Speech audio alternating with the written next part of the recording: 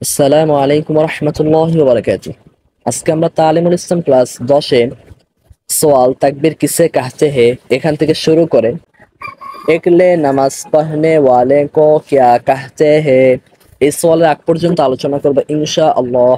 চলুন মূল আলোচনা শুরু করি। বিসমিল্লাহির রহমানির রহিম।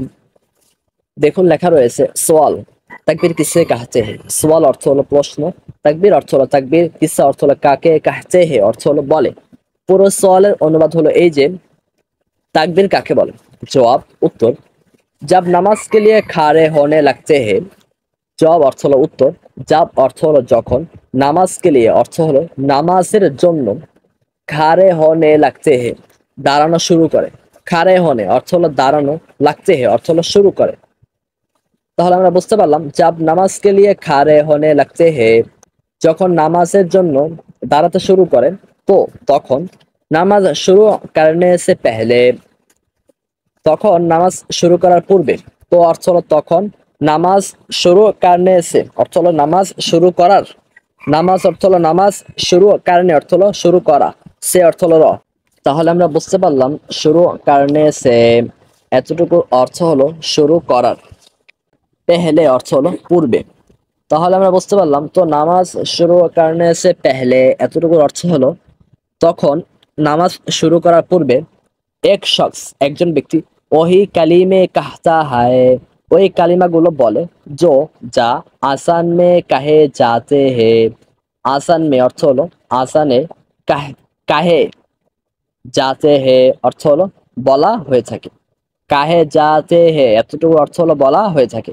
কাহে অর্থ হলো বলা, যাতে হে অর্থ হলো হয়ে থাকে। তাহলে আমরা বুঝতে পারলাম एक शख्स वही कलिमे कहता है जो आसान में कहे जाते हैं। এতটুকু অর্থ হলো একজন ব্যক্তি ওই বাক্যগুলো বলতে থাকে যা আজানে বলা হয়ে থাকে। উসে ইকামত আর তাকবীর কাহতে হে, তাকে ইকামত এবং তাকবীর বলে। তাকবীর মে তাকবীরের মধ্যে হাইয়া আলাল ফালাহ কে বাদ, হাইয়া আলাল ফালাহ এরপর কদ কামাতিস সালাতু, दो मरतबा अजान के कलिमों से ज्यादा कहा जाता है। বলতেছে যে তাকবীর মে অর্থ তাকবীরের মধ্যে হাইয়া আলাল ফালাহ কে বাদ, হাইয়া আলাল ফালাহ এরপর কদ কামাতিস সালাহ, কদ কামাতিস সালাহ দো মারতবা দুইবার, আজানকে কালিমু সে আজানের বাক্যগুলো থেকে, আজানকে কালিমু এতটুকু অর্থ হলো আজানের বাক্যগুলো, সে অর্থ হলো থেকে। আজানকে কালিমু সে এতটুকু অর্থ হলো আজানের বাক্যগুলো থেকে, জিয়াদা কাহা জাতা হ্যায় অধিক বলা হয়ে থাকে। জিয়াদা অর্থ হলো অধিক, কাহা অর্থ হলো বলা, জাতা হায় অর্থ হলো হয়ে থাকে অথবা হয়। যে কোনো একটা অনুবাদ করলেই হবে, সমস্যা নেই। তাহলে আমরা বুঝতে পারলাম পুরো জবাবের উত্তর হলো এই যে যখন নামাজের জন্য দাঁড়াতে শুরু করে, তখন নামাজ শুরু করার পূর্বে একজন ব্যক্তি ওই শব্দগুলো বলতে থাকে যা আসানের মধ্যে বলা হয়ে থাকে। এটাকে ইকামত এবং তাকবীর বলে।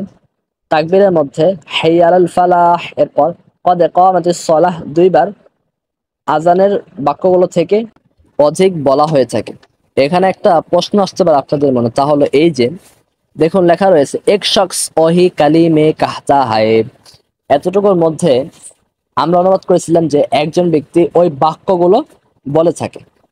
বাক্যগুলো আমরা তো জানি কালিমা এটা ওয়াহেদ, এর জমা হলো কালিমাত, কিন্তু এখানে তো আমরা অনুবাদ করেছি কালিমাত অর্থাৎ বহু বচনের, কিন্তু আমরা শব্দ দেখতে পাই কালিমে অর্থাৎ যেটা মূলত ছিল কালিমা অর্থাৎ এক বচন দেখতে পাই। তাহলে কেন এখানে বহু বচনের অর্থ উঠেছে? এর উত্তর হলো এই যে যদি এক বচন শব্দের শুরুতে এমন কোন শব্দ আসে যে শব্দটা বহু বচনের অর্থ বোঝাতে সক্ষম, তাহলে এমত অবস্থায় বহু বচনের অর্থ ওই এক বচন শব্দ দ্বারাই নেওয়া যায়, যেমনটা আমরা এখানে দেখতে পাচ্ছি। তবে যদি কালিমে এটাও এক বচন এনেছে এবং তার পূর্বে যদি মুসান্নফ রহমতুল্লাহ আলী এক বচন আনতেন, অর্থাৎ তিনি যদি ওহি এর বদলে ওহ আনতেন, তাহলে এখানে বাক্যগুলো অনুবাদ করা যেত না। যেহেতু তিনি কালিমে শব্দের পূর্বে এমন একটা শব্দ এনেছেন যেটা বহু বচনের অর্থ প্রদানে সক্ষম, এ কারণে কালিমে এটি ওয়াহেদ হওয়া সত্ত্বেও তার থেকে জুমায়ের অর্থ নেওয়া যাবে। আশা করি বিষয়টা বুঝতে পেরেছেন। এখন প্রশ্ন আসতে পারে আমরা তো এখানে দেখতে পাচ্ছি কালিমে লেখা রয়েছে, কালিমাহ তো লেখা, তাহলে আপনি বলতেছেন কিভাবে এটা ওয়াহেদ? এর উত্তর হলো এই যে মূলত এটা কালিমাহ ছিল, তাকে পরিবর্তন করে কালিমে করা হয়েছে। এখন আরেকটা প্রশ্ন আসতে পারে, তা কালিমাহ এটা থাকলে সমস্যা হতো কি, কালিমে বানানোর দরকার কি? এর উত্তর হলো এই যে যখন কোন শব্দের শুরুতে এমন কোন শব্দ আসে যে শব্দটা বহুবচনের অর্থ প্রদান করে, আর বহুবচনের অর্থ প্রদান করবে যে শব্দ, সেই শব্দ যদি কোনো ওয়াহেদ শব্দের শুরুতে আসে, তাহলে এমত অবস্থায় ওই ওয়াহেদ শব্দটির নিচে একটি ইয়ায়ে মাছুল চলে আসে যদি ওয়াহেদের শেষে হা থাকে। যেমন কালিমা শেষে হা ছিল, এই হাটাকে পরিবর্তন করে এখন ইয়ায়ে মাছুল যুক্ত হয়েছে, বা অনেকে বলে থাকেন যে হাটাকে হযফ করা হয়েছে। যেটাই বলুন না কেন, মূলত হার বদলতেই ইয়ায়ে মাছুল কেনা হয়েছে। আশা করি বিষয়টা বুঝতে পেরেছেন। এরপর দেখুন লেখা রয়েছে सवाल, जो शख्स आजान या तकबीर कहता है उसे क्या कहते हैं? जो शख्स অথবা যে ব্যক্তি আজান या तकबीर অথবা আজান অথবা তাকবীর कहता है অথবা বলে उसे অথবা তাকে क्या कहते हैं অথবা কি বলে? জবাব, जो शख्स যে ব্যক্তি আজান कहता है আজান বলে उसे मुअज्जिन मुअज्जिन कहते हैं যাকে মুয়াজ্জিন বলে। অনেকেই রয়েছেন এখানে উচ্চারণটা ভুল করেন, তারা বলেন যে মুয়াজ্জিন, মুয়াজ্জিন না, এখানে জানা জাল দ্বারা হবে মুয়াজ্জিন মুয়াজ্জিন। আর जो तकबीर कहता है আর যে তাকবীর বলেন उसे मुकब्बिर कहते हैं তাকে মুকাব্বির বলেন। सवाल, बहुत से लोग मिलकर जो नमाज पढ़ते हैं, बहुत से लोग অর্থ হলো অনেক মানুষ মিলকার মিলে जो নামাজ যে নামাজ পড়তে হে পড়ে उसमें তাতে उस नमाज को সে নামাজকে और नमाज पढ़ाने वाले को এবং যারা নামাজ পড়ান তাদেরকে और नमाज पढ़ने वालों को এবং নামাজ যারা পড়ে তাদেরকে क्या कहते हैं কি বলে? এখানে একটা জিনিস দেখুন, লক্ষ্য করুন, তাহলে এই যে উসমে উস নামাজকো, এখানে যে উসমে শব্দটা দেয়া রয়েছে না, এর অনুবাদ আসবে না। অনুবাদ যদি আমরা করি তাহলে অনুবাদের যে সৌন্দর্য রয়েছে সেটা হারিয়ে যাবে এবং অনুবাদটা শ্রোতার জন্য বোঝা কষ্টকর হবে, আমি এটা আশা করি। এ কারণে উসমের অনুবাদ আমরা করবো না, ইচ্ছা করলে করা যায়। আর উসমের অনুবাদ করা যায় আপনার নামাজ কো আর নামাজ পড়ানে ওয়ালে কো আর নামাজ পড়নে ওয়ালু কো क्या कहते हैं এগুলোর সাথে, অর্থাৎ নামাজ পড়ানে ওয়ালে কো এবং নামাজ পড়নে ওয়ালু কো क्या कहते हैं এতটুকুর শুরুতে আপনার উসমে এই কথাটি যুক্ত করা যায়। তবে এমন অবস্থায় যুক্ত করলে অনেক ঝামেলা থাকে, আমরা কোনো ঝামেলা ছাড়াই উসমে শব্দের অনুবাদ করবো না। প্রশ্ন আসতে পারে তাহলে কেন দিল? এখানে যে অনুবাদটা উঠবে না বিষয়টা এমন না, অনুবাদ উঠবে ঠিকই, কিন্তু অনুবাদ উঠার মানে ঝামেলা হবে। আর অনুবাদ যেহেতু লাগবে, এই কারণে মুসান্নিফ রহমাতুল্লাহ আলাইহি এই উর্দু শব্দটাকে এনেছেন যাতে করে এর অনুবাদটা করে আমরা যারা বাংলা ভাষী আছি তারা বুঝতে পারি। কিন্তু এখানে আমরা তার অনুবাদ করব না, কারণ অনুবাদ করলে অনুবাদটা শ্রোতার জন্য বোঝা কষ্টকর হবে।